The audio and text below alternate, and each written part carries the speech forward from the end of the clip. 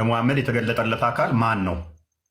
በሄራ ዋሻ ውስጥ ሳያል ቡኻሪ ቮሊዩም 1 ቡክ አዲስ ነምበር 3 ላይ የሆነ አካል ዋሻ ውስጥ አግኝቶ ሙሐመድን ይቅራ እያለ ጨምቀዋል አይደለ? አንብብ ሰውን በረጋደም ከረጋደም በፈጠረ አምላክ እያለ ይጨምቀዋል፣ ትንፋሽ ያሳጥረዋል። 3 ጊዜ ያህል እንደዚህ አይነት ነገር ያደርግበታል። ከዛ በኋላ ግን ሙሐመድን ሲለቀው የአካል ሙሐመድ እንትኑ የአንገቱ ጅማት ተገትሮ እየሮጠ መጥቶ ከድጃ ጋር ምን ይላታል? ዘሚሉኒ ይላታል። ሸፍኝኝ ሸፍኝኝ የሆነ ነገር እንዳያሎን እሰጋለሁ እፈራለሁ ይላታል። የአካል ሙሐመድን መጥቶ በሄራ ዋሻው ሲጨምቀው ማን እንደሆነ ምን እንደሆነ ከና አልነገረው። ሙሐመድን ግን አስጨንቆ ጨምቆ ለቀቀው። ሙሐመድ ደግሞ ከዛ ሮጦ መጣና ከድጃ ጋር ሸፍኝኝ የሆነ ነገር እንዳልሆን እሰጋለሁ አላት። እንትኑ የማጅራት ስሮቹ የደም ስሩ ተገትሮ ነው የሚለው። ከዛ በኋላ ከድጃ ደግሞ ነው ለአንተ የተገለጠልህ አካል ክፉ መንፈስ አይሆንም አለች። ወደ ወረቃ ብናፈል ጋር ወሰደችው። ወረቃ ብናፈል ደግሞ በጣም የጃጀ ሽማግሌ ነበር። እሱ ደግሞ ነው ለአንተ የተገለጠልህ አካል ናሙስ ይባላል። ለቀደሙት ለነ ሙሴ ሲገለጥ ነበረ ብሏ ነው። ከዛ በኋላ ይሄን አካል ጅብሪል ሚል ስያሜ የሰጣችሁት እንጂ ራሱ ግን እኔ ጅብሪል ነኝ መልአክ ነኝ ብሎ የተናገረበት አለ ወይ ካለ ታሳይ። ሳያል ቡኻሪ 114 ላይ ቼክ አድርግልኛ አንዴ ክርስቲያን። እዛ ላይ ምን ብሎ ተናግሯል? ንዛዜ ሊናገር ፈልጎ ነበረ። እኔ ከሞትኩ ሊሞት ሲል የሆነ ነገር ልጻፍላችሁ አለ መሐመድ። ንዛዜውን እስከዛሬ የደበቃቸውን እስከዛም ድረስ የደበቃቸውን ሊጽፍላቸው ፈልጎ ነበረ። እርስ በርሳቸው እንዳይፋጩ እውነቱን ነግሯቸው ሊሰናበታቸው ነበረ። አቡበከር ግን ይሄ ጤነኛ ሰውዬ አይደለም አይምሮን የሳተ ብሏለው መሐመድን ማለት ነው። እና ወረቀትና ፔንና ፔፐር አልሰጠውም፣ ሳይጽፍላቸው ቀረ። አሁን ላይ ብዙዎችን እንትን ይላል። ያኔ ጽፎ ቢሆን ኖሮ እስከ ዛሬ ድረስ አስተምራቸው የነበረው ሐሰት ነበር ብሎ ይገላግላቸው ነበረ። ነገር ግን ሳይሰጡት ቀሩ። እሱም ተናደደና ሂዱልኝ ብሏቸው ሳይጻፍ ቀረ ማለት ነው። ሜቢ ካወጣኸው አንድ ያንብብልን። ተጽፎ ቢሆን ኖሮ ተረት ተረት ሐሰት ሲያስተምራቸው እንደነበረ ነግሯቸው ይሰናበታቸው ነበር። ሰው የህፃን ልጅ ያክልን የ9 ዓመት ህፃን ልጅን እንዴት ይደፍራል? መድፈር ነው ይሄ መቼ። አሁን እሱ ሰው በቁርአን ላይ ደግሞ ይመጣና ኢዳቸው አደፍ ያላዩት ኢዳቸው 3 ወር ነው ይላል። የ5 ዓመት ህፃን ልጅን አግብቶ መፍታት ይቻላል ይላል። ለምሳሌ እንዴት ነው በአንተ ህሊና የ5 ዓመት ህፃን ልጅን ልታስብ የምትችለው ለወሲብ? አንድ ጥያቄ ልጠይቅ እዚህ ላይ ወደ እኔ ራሱ መጥቼ ማለት ነው። መልስልኝ። አሁን ነቢዩ ሙሐመድ እኛ ሙስሊሞች ሰው ነው ወይ አምላክ ነው ብለን የምናስበው? ሰው ነው በለው። ሰው ህሊና የለውም። ሰው ነው በቃ። ሰው እስከሆነ ድረስ ተው፣ ስለ ሰው ተውና ስለ ፈጣሪ አውራ መጀመሪያ። ሰው ቀላል ነው፣ ልሳሳት ይችላል። ሰው ነው። ስለዚህ ይሳሳታል። ነቢዩ ሙሐመድ እንደኛው ይበላል፣ እንደኛ ይጠጣል። ሰው ነው። እኛ አምላክ አንለውም። ቆይ መልስልኝ። ይሳሳታል ወይ ነቢዩ መሐመድ? ኩሉ በኒ አደም ኸጣ፣ ሁሉም የአደም ሰዎች ይሳሳታሉ። ከነሱ በላጮቹ ግን ሙሐመድ ነብይ ነው፣ አላህ አምላክ ነው ብለው እስኪሉ ድረስ እንዲጋደላቸው እንደዚህ ካላሉ ህይወታቸው እንደማይጣበቅ ዋስትና እንደሌላቸው እንደሚገደሉ ተናግሯል። አልተናገረም? ተናግሯል። የተናገረው ግን ፎር ዳት ስፔሲፊክ ሞመንት ነው። ሙስሊም 21ን ኤን ክፈትልኝ ክርስቲያን። ዘ ኮማንድ ቱ ፋይት ዘ ፒፕል አንቲል they say ላ ኢላ ኢለላህ ሙሐመድ ረሱሉላህ and establish salat and pay the zakat and believe in everything that the prophet sallallahu alaihi wasallam ምናምን ነገር brought. Whoever does that, his life and his wealth are protected except by his right. ከላይ ጀምሮ የሚለው ምንድነው? እሱ ነብዩ ምን ተብሏል ነው? ታዝዣለሁ። ምን ሰዎች ሁሉ ላ ኢላሃ ኢለላህ ሙሐመድ ረሱሉላህ እንዲሉ፣ ሰላት እንዲሰግዱ፣ ዘካ እንዲከፍሉ፣ ማንኛውንም ነገር ነብዩ ያመጣውን እንዲያምኑ። ለምሳሌ እኔ ሰላት አልሰግድም፣ ስለዚህ ነብዩ ይዋጋኛል። ዘካት አልሰጥም፣ ነብዩ ይዋጋኛል። ታዟል። ማንኛውም ነገር ነብዩ ባመጣው እስኪያምኑ ድረስ እንድዋጋቸው ታዝዣለሁ። ያንተ እስልምና ግን የገዛ ልጅህን እንድትገናኝ እንድታገባ ያዛል። ታዲያ ይህን እስልምናህን እንዴት ትምላለህ? ቀበልከው? ትምላለህ? የት ጋር ነው የሚያሳየው? እንደዛ ካለ እስልምናህን ዛሬ ተለቀህ ትወጣለህ አይደለም? ትምላለህ ወይ እንደዚህ አይነት አለ ብለህ አለው የገዛ ልጅህን ይውጣለትን? አዎ ታውጣለህ። በሰፊው ነው የምታወጣለት ለዚህ ሰው። ይኸውልህ እስልምናህን ዛሬውኑ ለቀህ ትወጣለህ። እስከ ዛሬ የተቀበልከው ያለፍክበት ጉድ ማለት ነው ምን እንደሆነ ታየዋለህ። እስልምና እንዲህ ነው እንዴ ትለዋለህ። የገዛ ልጅህን እንድትገናኝ ያዛል እስልምና።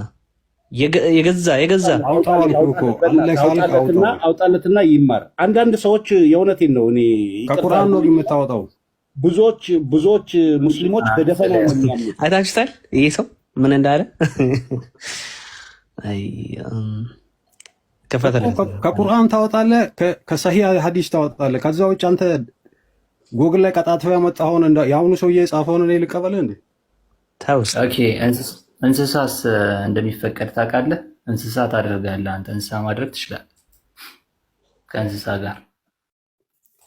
ይኸውልህ እኔ የማውቀው የመጽሐፍ ቅዱስ ታሪክ ነው የምታወራው። ወንድ ለወንድ ተገናኘ እንደዚህ ሆነ በቁርአን ላይ አሳየን። ግልጽ ነው።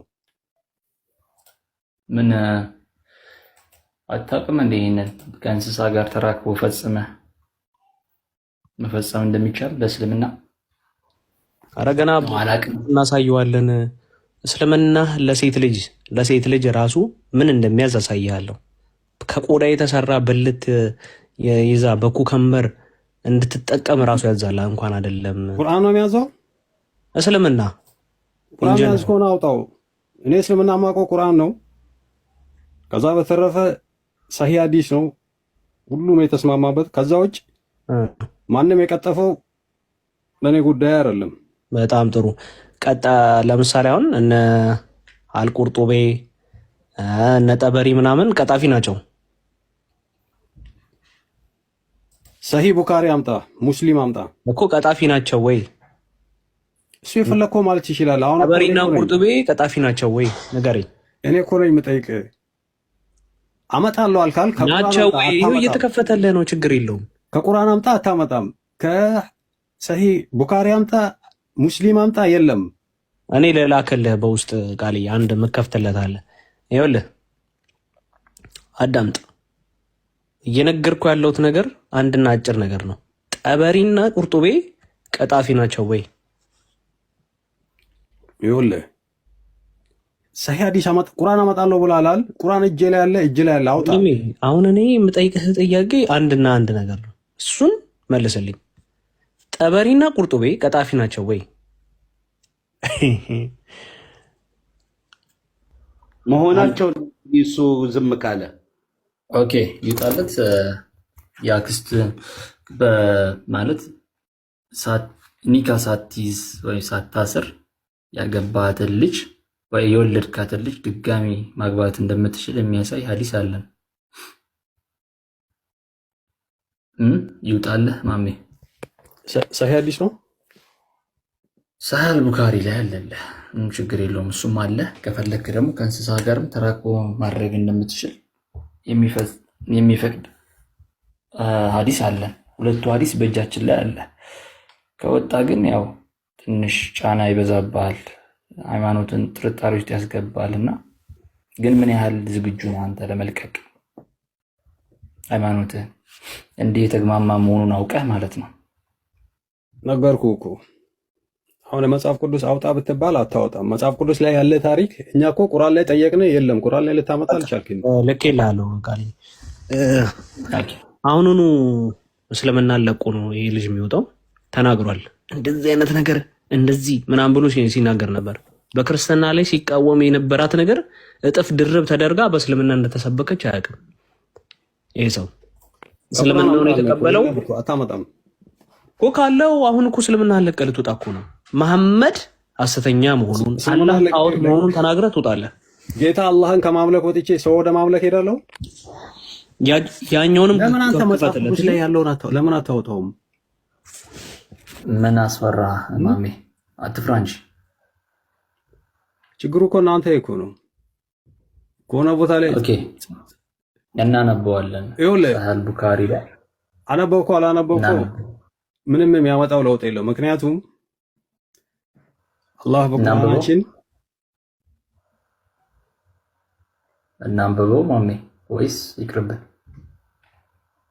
ይህን ታሪክ እናንብበው። ወደታች ሲያወሩት አለ ሰሂህ የሚለው ምንም ችግር የለውም። አልቡካሪ ነው ሳይ ነው። እናንብበው ወይስ ይቅርብን? ከመጽሐፍ ቅዱስ ለምን አንጀምርም? ምን ነው ማምጣት አልቻልክም? የመጽሐፍ ቅዱስ ለምን አታመጣም? ይሄ ሲመጣልህ መሮጥ የፈለግከው ለምንድን ነው? ወደ መጽሐፍ ቅዱስ ስለምንህን ለመልቀቅ አንተ አሁን የንጽጽር ስራ ነው የምትሰራው። ያንን ታመጣና ይሄንን ፉርሽ የሚያደርግ ነገር ደግሞ ከዛ ታመጣለህ። ከእንስሳ ጋር ደግሞ የምታደርገው ሊንኩንም ልኬልሃለሁ። የኛውንም ያንንም ትከፍተለታለህ። አሁን ማስረገጥ እንፈልጋለን ከዚህ ሰውዬ ጋር ከዚህ ሰውዬ ጋር አስረግጠን ነው የምንጀምረው።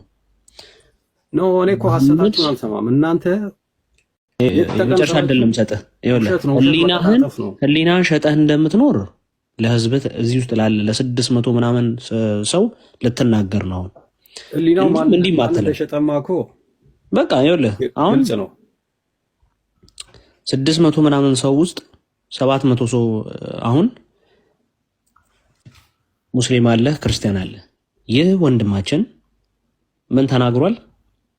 አይ ወጣ ለምን ትውጣለህ? ወይኔ ያለ አውዝ ቢላህ